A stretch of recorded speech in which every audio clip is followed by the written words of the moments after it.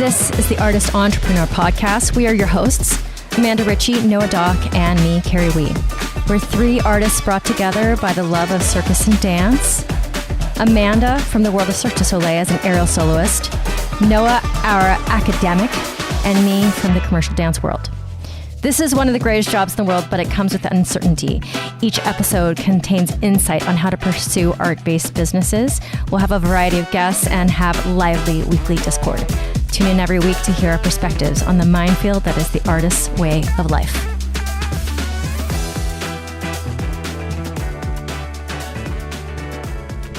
I graduated at my school yesterday. Wait, I'm going to tell you something. One more thing. Okay, go ahead.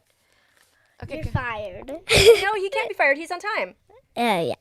That's true. I am on time. I thought I was late, but I'm actually on time. You can fire Amanda next time you talk to her. Amanda's super That's true. fired. Super fired Amanda. Okay. That's right. Yeah, we need a new code word for Amanda. Yeah. It'll come to... Something more complicated. I mean, porcupine is pretty complicated. Yeah, but we need multiple words in an order. So she can't accidentally come up on it? So she can't accidentally come up on it. Okay. So, Noah, our appointment has caught me in a particularly fiery moment. Oh God. And I prefer it to the moments that I've had this week, which at some point there was crying in a bathroom. Oh, yeah, I feel that. Yeah. You just need to let it out sometimes. And I was just letting it out. Yeah. The only problem with having crying moments is now I have a kid and she's really worried about me and she starts calling my mom when I'm crying, You're being called your mom when you're crying. I actually really love that. I think that is so adorable, actually. Well, because she, it makes sense. Like she doesn't know what to do, And theoretically, if you know what to do when she's crying, then your mom would know what to do when you're crying. But then Her logic is super sound. It's super sound, but then as an adult, you might feel this too. Like if you're having a particularly weak moment, you don't necessarily want to tell your parents about it. Oh, I actively don't tell my parents about it. So yeah, I would agree with that completely. Yeah, because it's like no parent wants to know and see their adult child in pain. But it's necessary. It's called, what did I say to myself yesterday? Short-term pain for long-term gain. That's my a good one. Mantra this week. That's a fair mantra. It's a fair mantra. Okay, first of all, while you're getting set up in your bar area, I'll tell you why I'm fiery, and then I'll tell you why I came up with this mantra.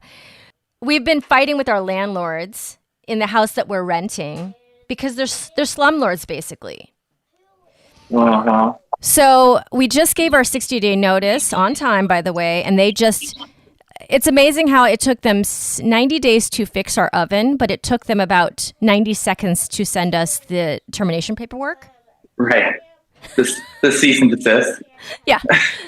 So today, this morning, I read through line for line what they expect of us to leave, how we should leave this house. And let me tell you, Noah, I've rented quite a bit of places in my life, and I've never seen a list like this. It basically asks us to put the house back to a level that it was never at before we moved. And they're asking us to sign initial at every sentence, basically. And so I started a fight this morning via email. It's my favorite thing. One of my favorite things to do. Well, sometimes landlords, I don't know. I mean, sometimes landlords are great. And then sometimes they're like this, where they literally, if there's a scratch on the right side of the whatever door that looks a little bit larger than 10 millimeters or whatever, then, you initialed here. So that means you have to pay for the whole new door or whatever. It's ridiculous. Yeah, and we have tenants, and I do feel it, and I know why they give this paperwork to everybody, because I know that some tenants I had a friend, somebody rented their house, and they turned it into, an illegal pot, farm. Yeah.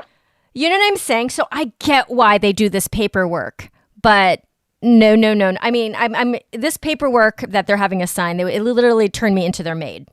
And I'm not okay with that. So I started a fight, which I feel like entrepreneurism has Entrepreneurism has made me quite talented at starting fights with people.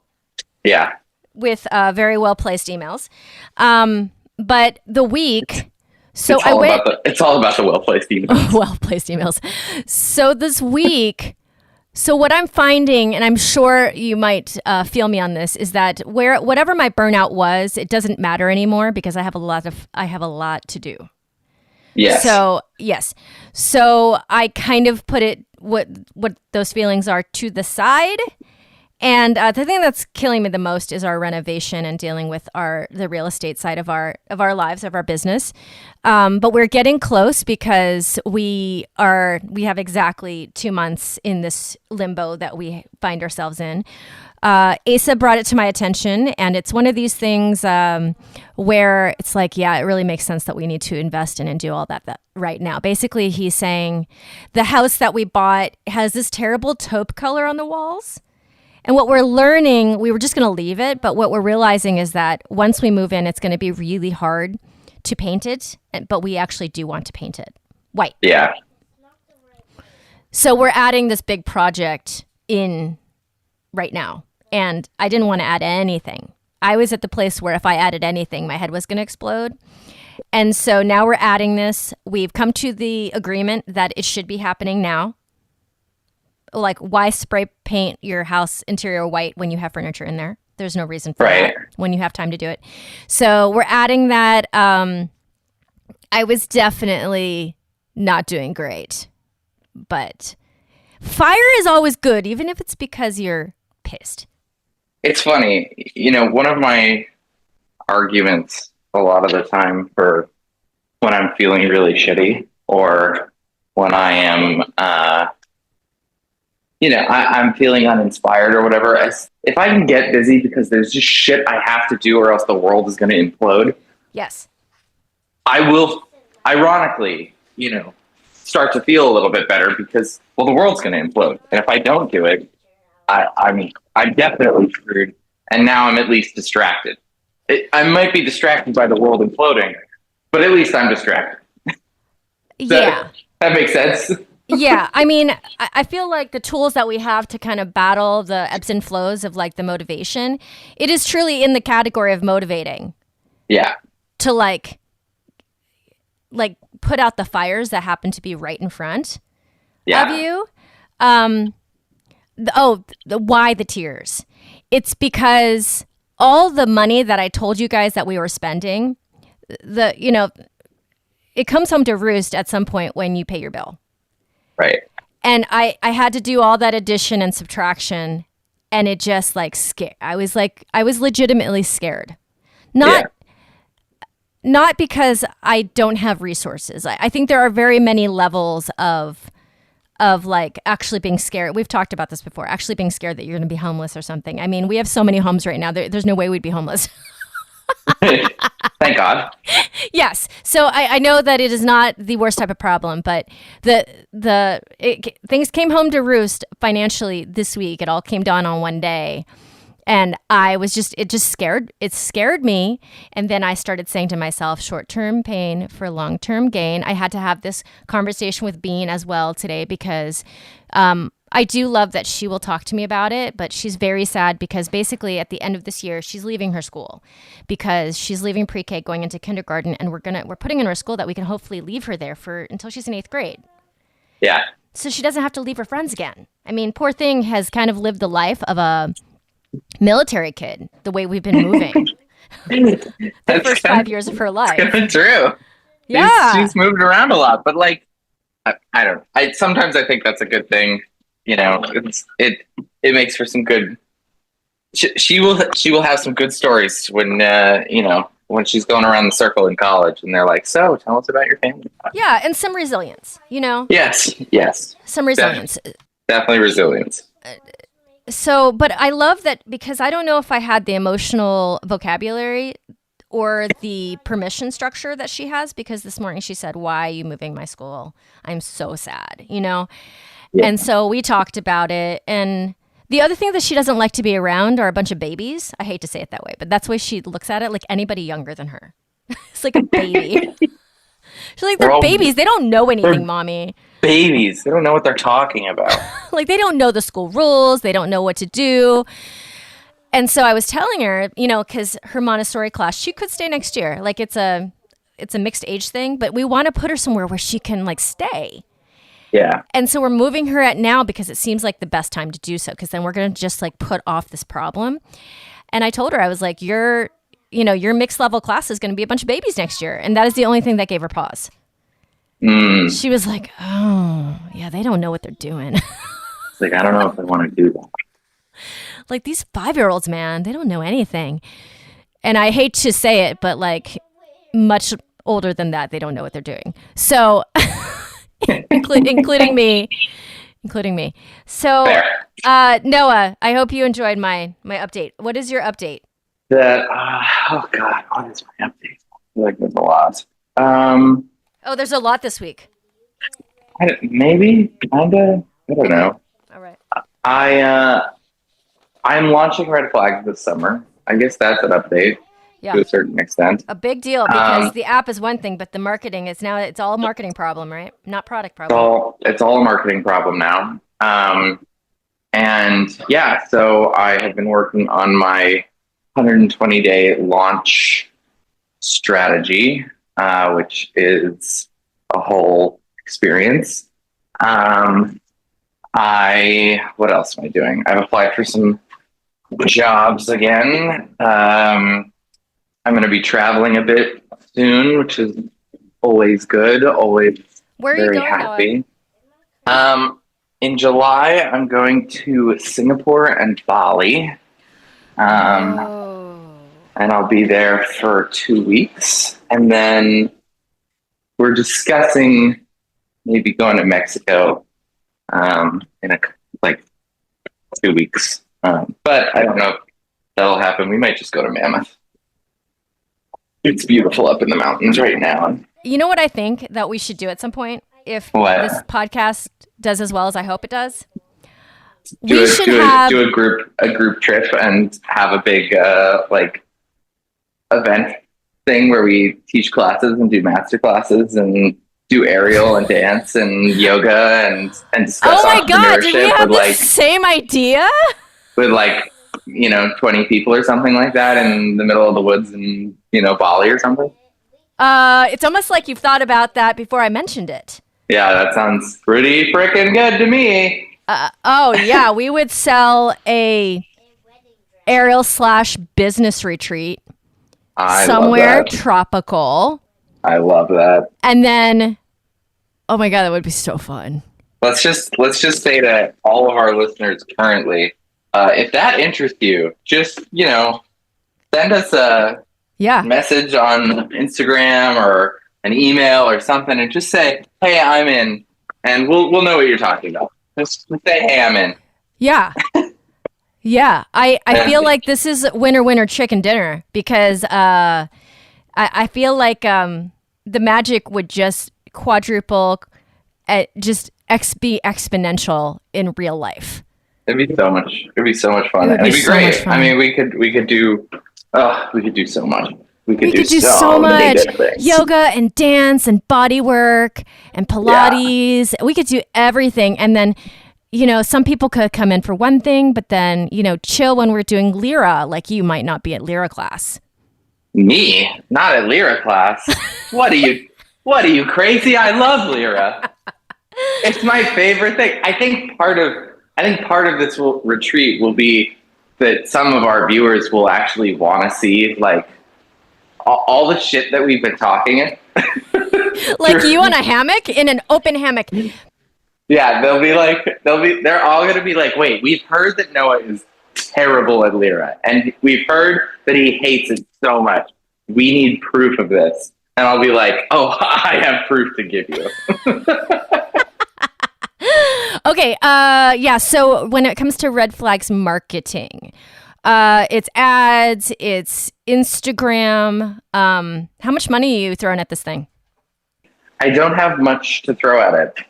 And truly I'm trying to figure out a good, balance of what's enough that I'll actually see something and get some data, because I think really that's sort of my goal right now is, I need to launch it. I need to get it into people's hands. I need to see it be successful in that way. But this is not the, well, I mean, never say never, right?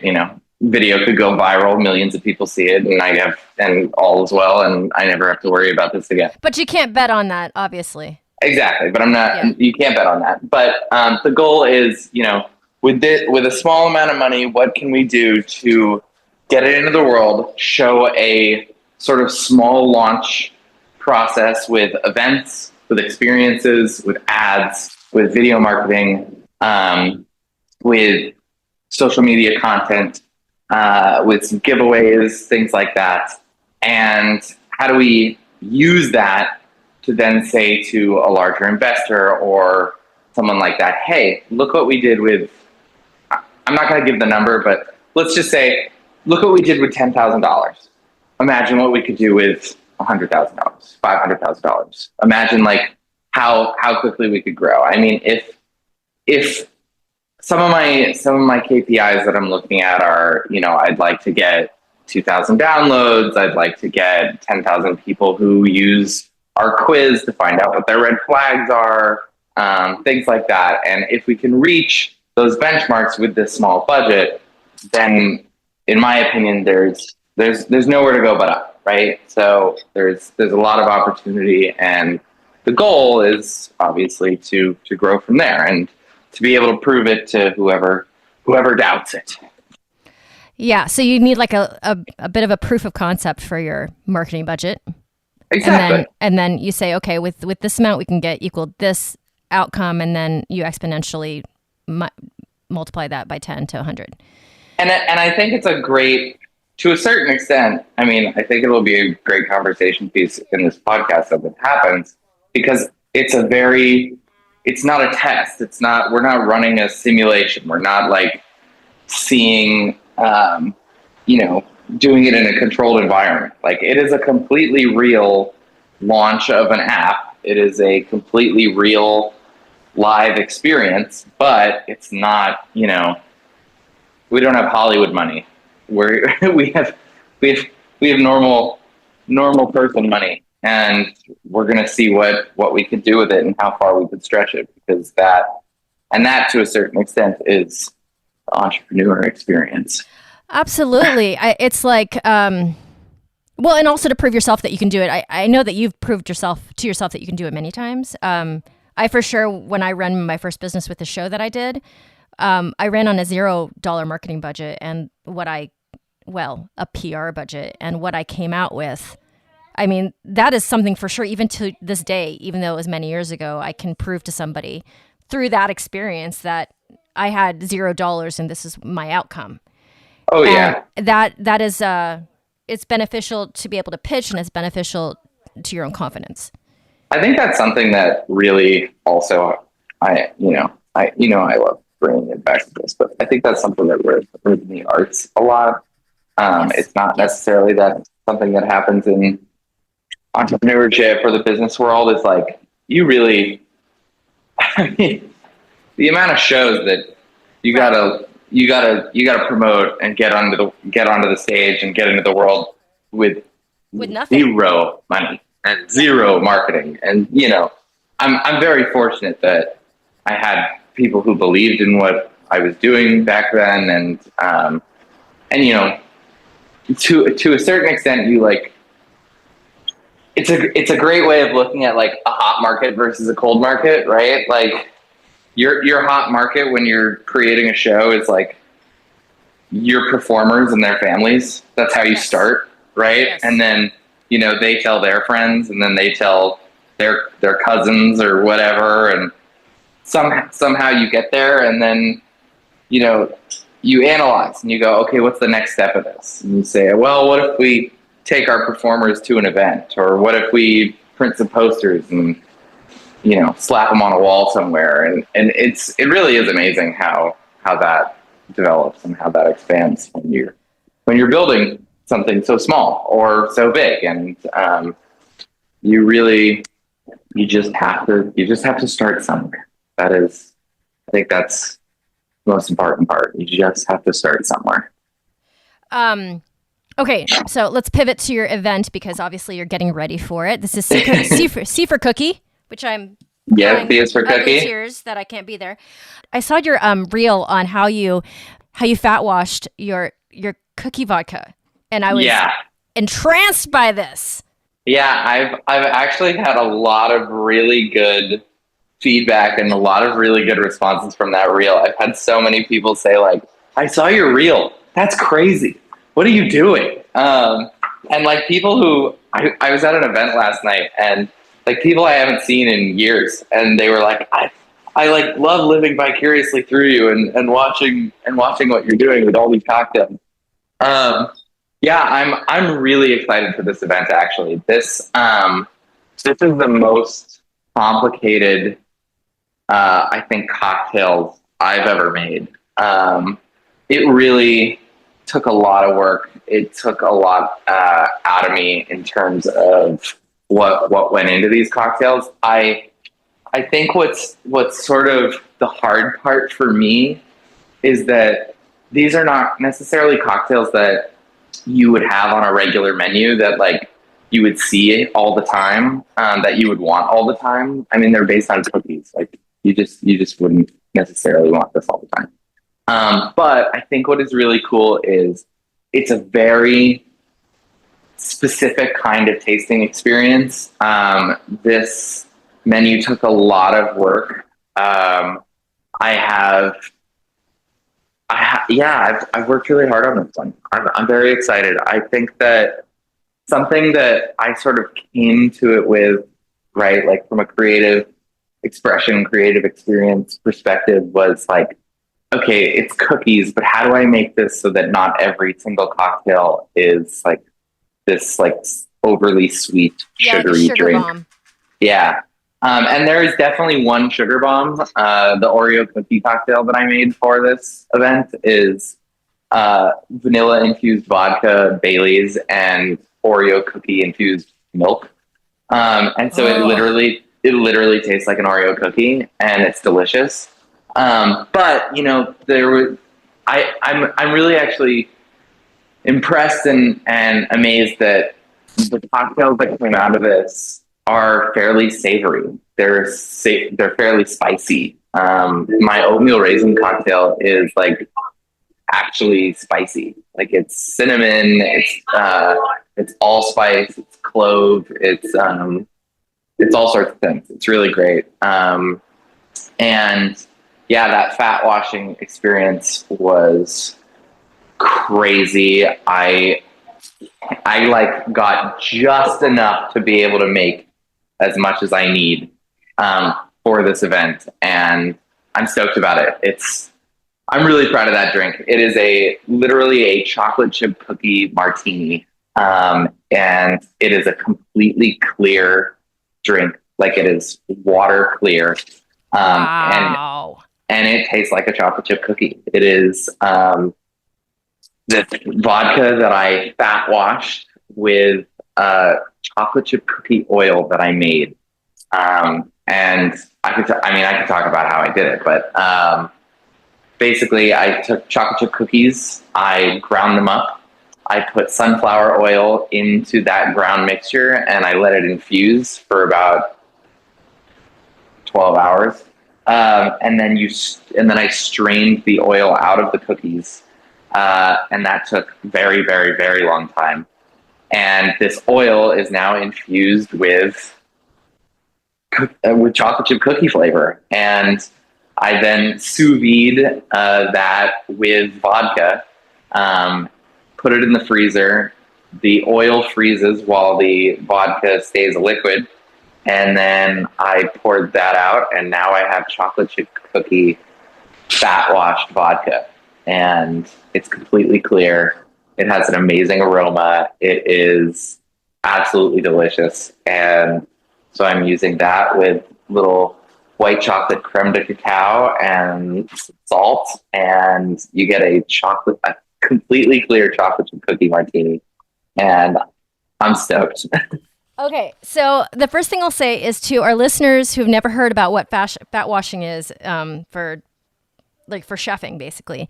Yes. I listen to a lot of cooking podcasts, so I've heard a lot about fat washing, but this is not necessarily like a beginner technique. No, it is not. No. So did you teach yourself? Did you YouTube University this? How did you do that? How did you learn this? A little bit. I would say there was a little bit of YouTube University-ing, but a long time ago. I fat washed things before. The first time I ever did it was a little bit of YouTube University, a little bit of we'll see what happens, and a little bit of guesswork. And yeah, it's great. It's such a. I'm fortunate in that I've learned from great people. I really, I'm always inspired by things that are going on. So I've been working at this new bar, and at this new bar, we do a lot of infusion, like a lot of infusion. And it's not a ton of fat washing, but I was inspired by that. And so I did a ton of infusions for this event. And yeah, I think YouTube University is super helpful. It definitely gave me a lot of information, a lot of things to learn. But I think that, meeting people, talking to them about how they do things, bartenders, bar owners, things like that, asking those questions, those tips, those tricks, that's really helped me. And just playing around, there's so much. I'm going to say it this way. There's so much room for error, and that's not a bad thing. Like, there's just so much opportunity to get different results with this kind of thing, with cooking. And I really enjoy that. I really enjoy that part of it, that maybe this one will work. Maybe it won't. And that's honestly the reason why I do these events, is to test out recipes, test things, to try stuff out, If it didn't work, I guess it wouldn't work, and then I'll try something else. But luckily it did, and here we are, and I'm excited. This one possible dream that you have out of many, to own a cocktail bar. I feel like this is the best and most active path towards it that you've chosen. I think it's so smart. I don't even know how, people put up brick and mortar without doing something like this first. I don't know a lot of people who do it, I have to say.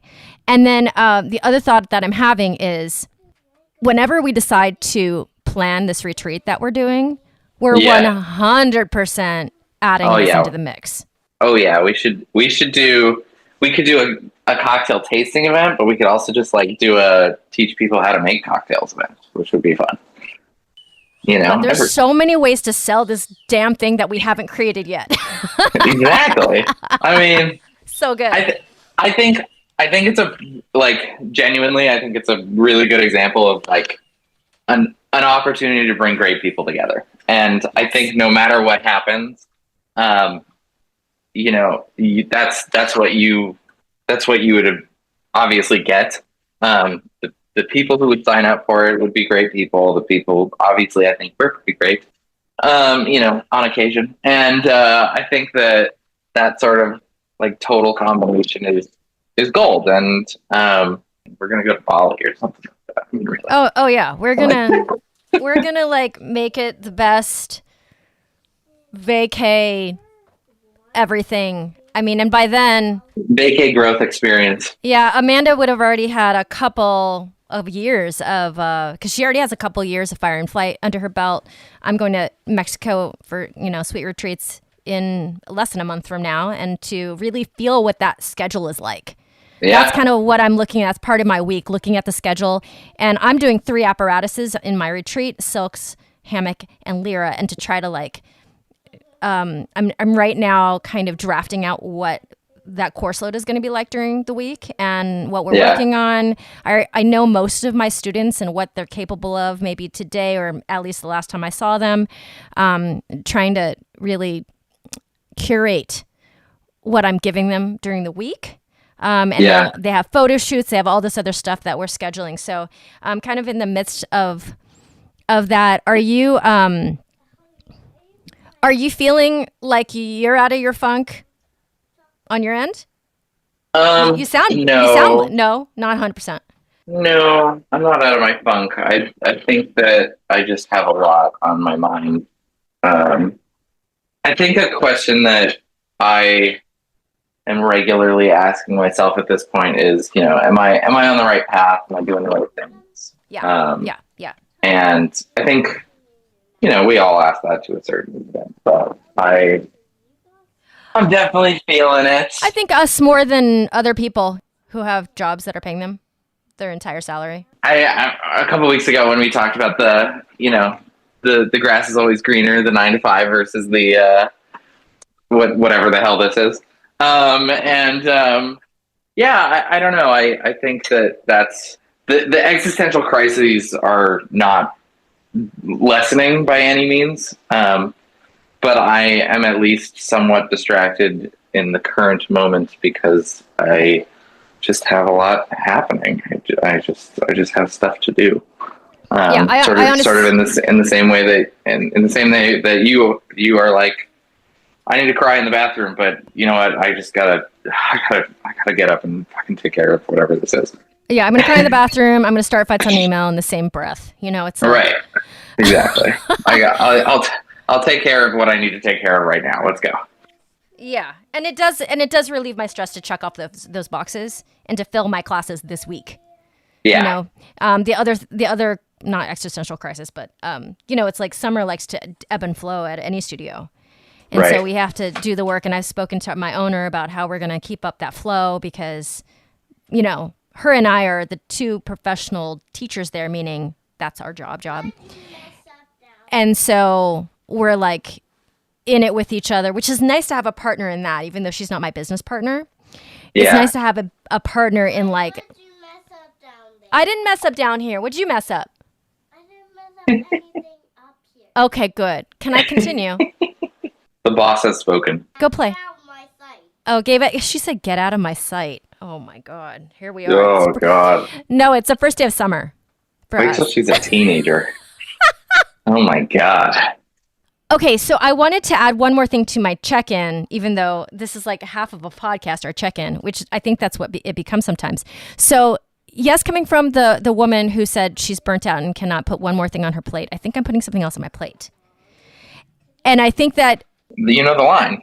If you want something done, give it to a busy person. If you want something done, give it to a busy person, and short-term pain equals long-term gain. Because, and I'll say this, coming out of like left field a little bit, I don't know if I've ever talked to you guys about it, but my first thing when I was in college was that I wanted to go into politics. I wanted to go into politics. I thought I was going to do it. I did everything I needed to do to get a job after college. Like I did congressional internships. I lived in DC 3 summers in a row to do all this stuff. And I got a job after college, and then like, I want to be a dancer, and kind of like left it. I have been working on some of the same skill sets, but not in the political realm. I know, you know what I'm talking about. Like, okay, you learn how to write, you learn how to do communications, all the stuff in your business. Right. And so I've been talking a lot to my sister and to my my mentor, who's now in his 80s. He's my college prof, and we're very close, me and his wife. And I've been talking about how in my whole life, I haven't figured out a way that I might be a good candidate to run for office for anything, because I keep on moving, because I'm a dancer, because I'm not really in it, all these things. And even here, I don't really think a Chinese American is the best representation for the people who I live here with. It should be a Latino, if you ask me. So I haven't really found a pocket of where I would feel like, okay, I studied electioneering in college. Like I would be... like I am the right candidate for the right place. I haven't come across that. So I've been talking a lot to my sister about this. I'm a political junkie. I listen to all the podcasts. Like I'm totally in it, like as a hobby. And I've been talking to her, and then out of nowhere, she goes, Kerry, a good colleague of mine is running for Congress in North Carolina. And maybe you want to talk to him. So I just talked to him. And I'm not going to have a job. He doesn't have money to hire anybody. fundraising is like he needs to fundraise and all that stuff. But I just talked to him, and I think I'm going to put some of my skills to work for him. Oh yeah. Yeah, just for my own political involvement in this country, which I think is important for smart and normal people to get involved. Yeah. And especially now. And I think I'm going to put my skill sets towards him a little bit. So and I'm saying this, and it makes me want to cry a little bit even more to add something. But also, as you know, this is how you and Amanda both operate too. I'm thinking 10 years ahead. If I ever want to step my toe back in, I need to build a resume. I need to build it back. Yeah. I'm gonna actually add to that. I'm gonna say, I'm not even gonna say that you need to add that back or you need to, build your resume or anything like that. I think that if your idea is, okay, 10 years from now, what will this do for me 10 years from now? My answer to that question is you have no idea. Correct. You have no concept of what that could do 10 years from now. And I don't think you need to. Like maybe it's a political career. Maybe it's not. Maybe it's something else. You have no idea. But doing it, if it's something you want to do. I mean, how did I start this year? I know, ironic, we're 6 months in, and how did I start this year? But I started this year is it something that I want to do? Oh, so the answer is yes, let's do it. Right? That's how this whole cocktail thing happened. That's like, I feel like half of my projects this year have been, is it something I want to do? Okay, sure, let's do it. If it's something you want to do, it's something you have the ability to do, you should do it. You should try it. You should see what happens. And yes, maybe 10 years from now, you are a political leader. You're doing that. Maybe you're not. Maybe it takes you in a different direction. I mean, my prime example of this, and I always like to bring it up, is I never thought I would be a photographer, but when I was in New York, I needed a job. I had a family friend of mine who was a photographer at Lincoln Center, and I was her assistant. And I did, I didn't do a ton, but I learned a little bit about photography. I learned a little bit about her. I learned a little bit about that life, that job, that experience. Never, did that job, never thought anything of it. 8 years later, I became a professional photographer. Like, you just have no idea. It's something I was interested in. It's something I wanted to do. 8 years later, it actually mattered. So I spoke to him today, and what's exciting is that actually what he might need a little assistance with are strategic, fun things. It's not like grunt work. Yeah. It's like, okay, can you think of, help me with language on the website, so because he has a staff, but it's not like, he's at a place where, he could use some help. So I can get my mind kind of like, the engine running in that direction again. And, it's not that it's rusty because I have been doing a lot of writing for myself. So the writing part isn't rusty, but when it comes to actually in political way, get all that going again. I don't know. I feel like out of almost all the people in my life, you might understand this the most. If I suggested that, my friends knowing where I was in my mind, they might tell me not to. But not you, Noah Doc. No, I get it. I make poor decisions like this all the time. Well, there's no money involved, so it's like the pressure's kind of off. It's kind of like what I can come up with the time that I have. Yeah. It's not really a pressure situation, which is great because sometimes, in the past, different when I was younger, to work with somebody who was running for Congress, you'd have to get to an internship. You'd have to go through a process of interviewing to get that. But if you're just, if you've got a skill set that's already there and you could add to somebody's campaign, like for example, if I can get him a guest spot on a couple different podcasts, then I think that would be a success. Yeah. Yeah. Yeah. And you genuinely have like, you don't know. Listen, the other, I'm going to sound so much like my father right now. You don't know. It could be terrible. Absolutely, it could not work out at all. It could not work out. It could not work out at all. But it could also be great. It can also be a wonderful learning experience. It could be a great time. You can bring, your skill sets and things that you have to offer to this enterprise, to this experience. And that's fun.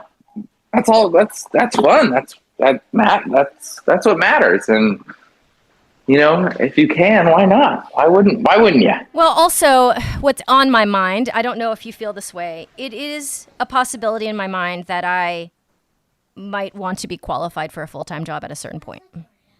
For a real job. Something that I would want to do. Something that I would lay down my 40 hours a week for.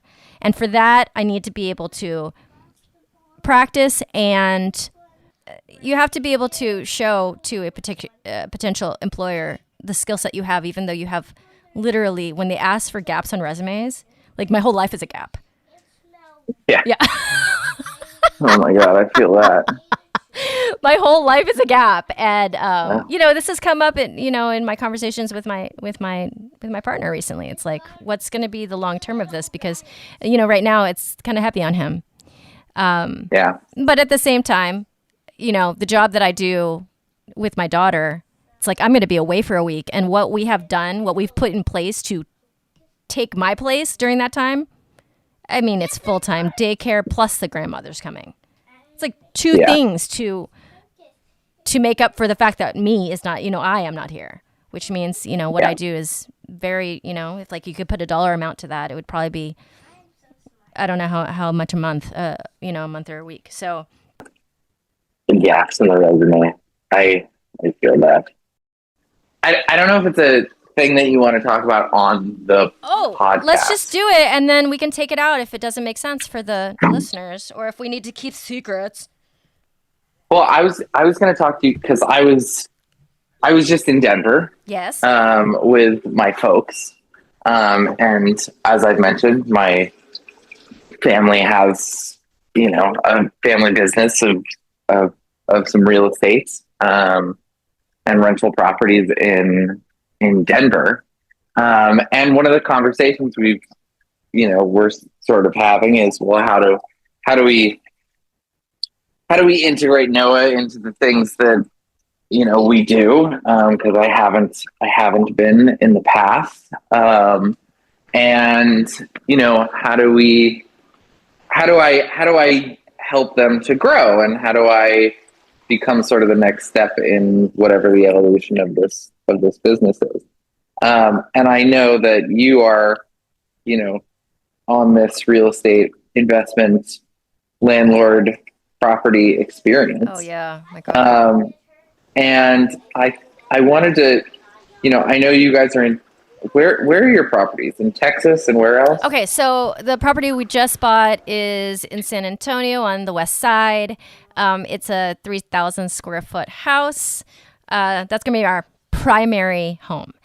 We have our secondary home is in Wilmington, Delaware. It is a 2,500 square foot home that has a huge backyard.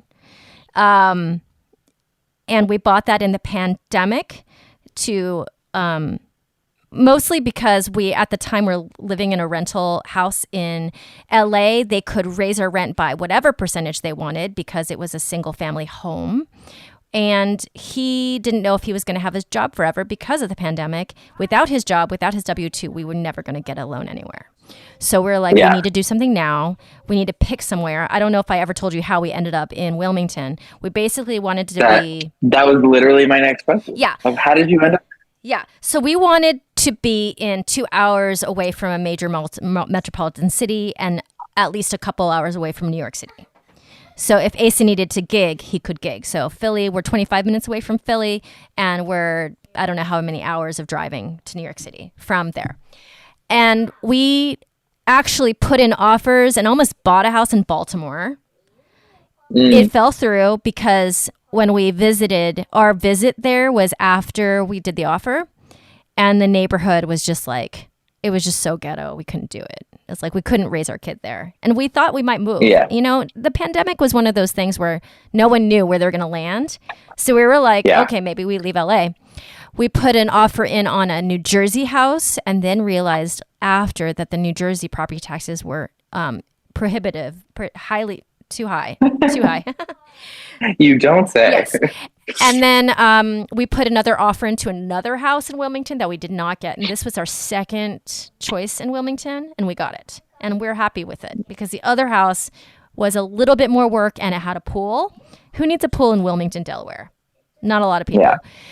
So that's how we ended up with that. We took 3 years to slowly renovate it because we just ran out of money, and then we'd have to wait a couple months to do the next part. Asa was flying back and forth. We ended up suing at least 2 contractors for screwing us over.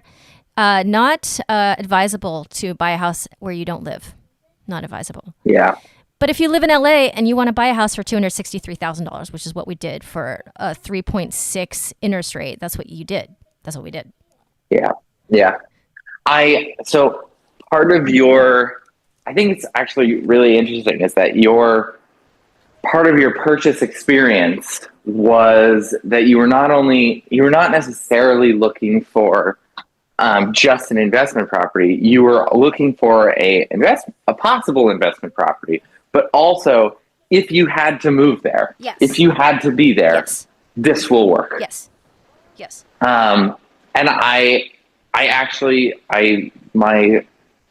family said the same thing. My father actually has a very similar principle in that, he grew up in Denver, and he basically is like, if the shit hits the fan, you can live there. We could live here. We could live in one of these houses.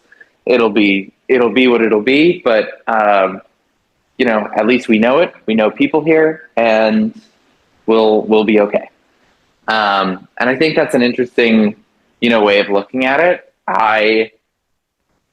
One of the questions I've had is, if we were to look at more property, if we were to look at expanding this, if we were to look at what comes next, what are the questions that people are asking as they're going into this business?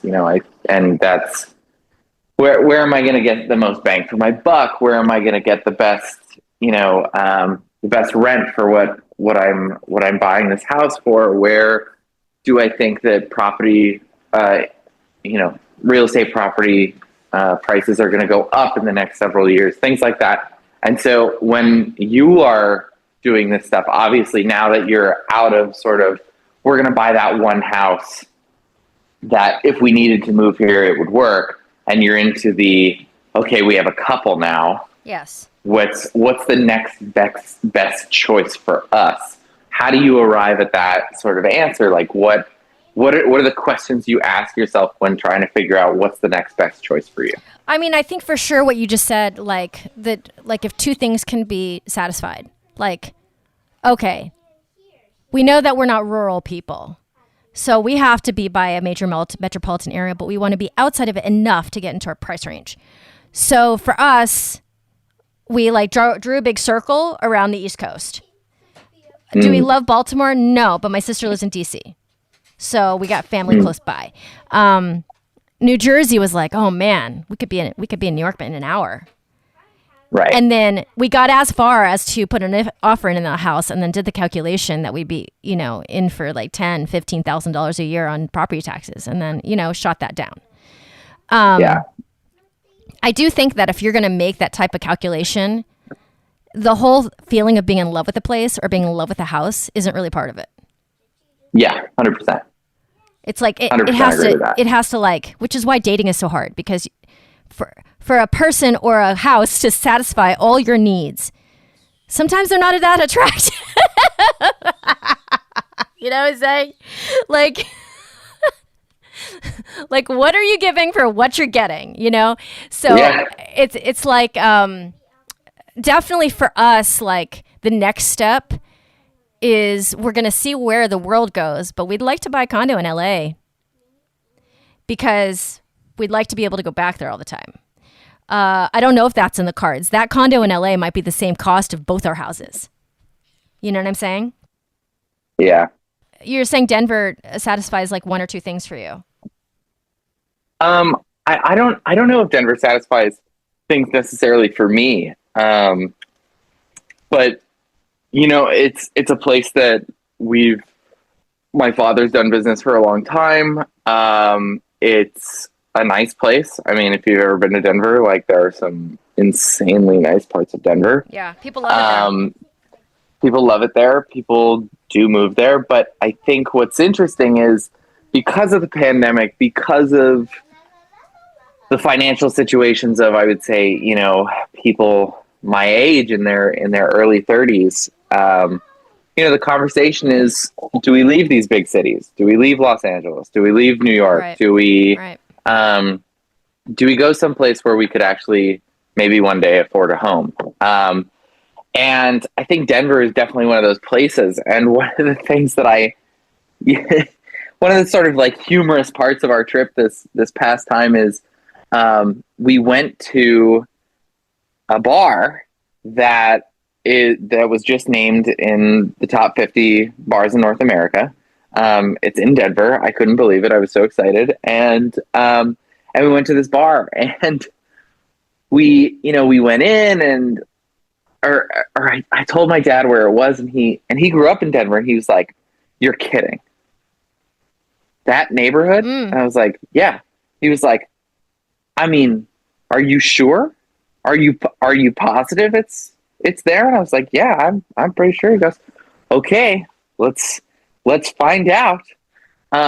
Because he grew up there. He knew that neighborhood as a place that he didn't really go. Okay, I actually saw your story about this place. So, like, you get there, and is the entire area just completely gentrified? It wasn't totally gentrified, but what was interesting was that this was a super hip, super cool, very young bar, and it was very it had a very diverse crowd. It wasn't anything like that, but what was amazing was my dad kind of looking around going, "What the hell are all these people doing here? What are all these young, 30-something-year-olds doing at this bar? And there's a bistro next door and all this stuff." And, I sort of had an interesting conversation with him where I was like, real estate, at least in my mind, the way that I'm thinking about it is my personal experience, which is very different than what my father's was. And the way that I'm looking at it is sort of, who's looking to rent, where are they looking to rent, and why? And my argument for it, especially in places like Denver, and, I don't know about you, but I get, Google notifications and email about, what are the most trending growing cities in America? The 10 top 10 best places to buy real estate right now, And the conversation that I had with him is this idea of, well, people my age who are looking for homes are they're going to start with a place to rent. They're young married couples. Maybe they're looking to have a kid. Maybe they have a kid already. They're trying to get into some nicer neighborhoods. They want to be close to their bars and their cafes and things like that. And this is an opportunity for them to find the right spots and to be able to have that entry point. And we talked about that entry point a bunch. And it was just a totally, I think for him, it was a different perspective on like what kind of property that I would look for to invest in. Like, to contrast that, your father's theory on this was what? Is that? Well, he looked at property in a part of Denver that has like a big hospital near it. And he was like, well, people who work at the hospital need to live near the hospital. Yes. And the whole Airbnb, we're actually looking into that for next year because our tenants are leaving. So like to bring in a nurse or something. Yeah. For 2-3 months. So he was very focused on industry, I would say. Like industry rentals, people who are coming to live there because they work nearby, things like that. And I was sort of looking at it from the life perspective, from the personal life experience. Where do people want to live? And where do they want to be for an extended period of time? And where do I think that real estate will go up in value, right? Like if this is where people want to live now and they're willing to go, to pay an entry point fee to be able to rent here, well, maybe, 20 years from now, that house is worth a lot more. Maybe that, and you don't want to keep it forever, and you do want to sell it, and you want to find that next. I think your sort of circle around the East Coast is a really good example of that. You know, as people want to leave the city but still want access to it, they get further from it, but they want to stay close enough that they still have access. And that's a very, I would say, young mindset. Yeah, especially because now it's not feasible, even in some of the smaller cities that are big, to buy a house. Like Austin's becoming unaffordable. Yeah. That's only an hour and a half away. I mean, I have students in Austin that are now moving to I wouldn't even call them the suburbs of Austin. Like they're out in that space between San Antonio and Austin that you wouldn't want to really live in, and they're starting to live there. I have a student who is now building a studio in Kyle, Texas, which is exactly it's closer to Austin than San Antonio, but like you pass through it. It's like passing through that one city before Vegas. What is that? You know what I say? Barstow. Yeah, it's like people are now like, okay, I'm going to put my roots down in a Barstow type of place to get the advantage of the home prices being less and the business prices, you know, like if you want to, you know, open an aerial studio there, way less. And then you're going to get the traffic of the people that are, you know, not wanting to pay the prices. You know, even Vegas used to be very affordable. Like my friends would buy for $250,000 there. And now those days are gone, you know? So yeah, I mean, I would still argue that Vegas might be a place. Vegas is a place. I know personally, I'm looking at Vegas. We looked at Vegas. We looked at Vegas 5 years ago, and we almost did it. Yeah. I think Vegas is a really, really good spot. But also, that's preference too, because if you love going to Vegas, then it makes sense. Like that type of heat, I just can't do. Yeah. It's. But some people can do that heat more than I can. You know what I'm saying? Yeah. And then the upside of the Airbnb opportunity for if you buy a house there is huge. Compared to Wilmington, like it's a big question of whether or not like Airbnb-esque things would be even like profitable for us. You know? Well, and for me, I look at one of the reasons why, you know, my father, aside from the fact that he's from Denver and all that, one of the reasons why Denver was his choice was it's an hour and 45-minute flight from Los Angeles. Right. You know, it's an easy trip. It's a very easy trip, and being able to do that makes a lot of sense. It does. Okay, I'm so excited and interested for this. So your parents are like really excited for you to like kind of dip your toe in now? Let's not get carried away. But you know, it's at least a conversation. Because as I remember, your dad was like not really that excited about you kind of joining that side of the business, right? Or is that just reverse psychology on his part? You know, I'm not entirely sure. But we'll see. I'm sure your dad has some really good reverse psychology strategies for his son. Oh, He's very independent minded. Oh yeah. He's got it. He's definitely got it going on. He really convinces you that it's your idea, right? Like in your soul, you believe it. I don't know if he convinces me that it's my idea, but he definitely he's yeah. I'll leave it there. I won't get too personal. Okay, this bean needs to be fed, but that was great. You know what? Sometimes I'm just like, what are we talking about? And look, over an hour, I got to edit this shit down. There you go. Thank you so much for tuning in. You can find Amanda Ritchie at Grounded in Flight on Instagram and at Noah Doc on Instagram as well as Red Flags app. And me, Kerry Wee, you can find at wrapyourheadaroundsilks.com. Thank you so much for being here. We appreciate you. We have so much more coming at you, including guests that are in this art world that are blazing their way through new businesses and, you know, just more banter from us. Thank you for listening. This is The Artist Entrepreneur.